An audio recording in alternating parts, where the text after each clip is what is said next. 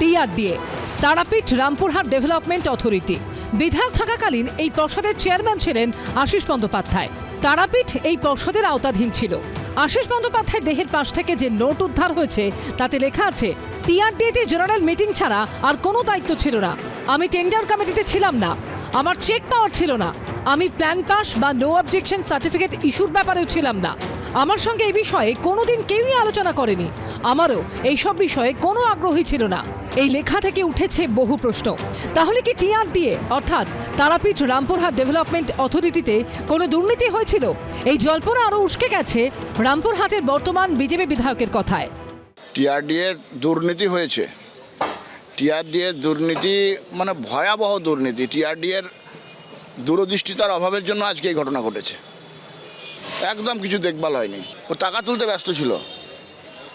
টিআরডিএ টাকা তুলতে ব্যস্ত ছিল। এত বড় একটা হোটেল চলছে, তার সিকিউরিটি ব্যবস্থা নাই। দরজা করেছে পিছনের দিকে, দরজাতে তালা মারা। যে দরজাগুলো ঠিকঠাক খোলা থাকতো মানুষগুলো বেঁচে যেত।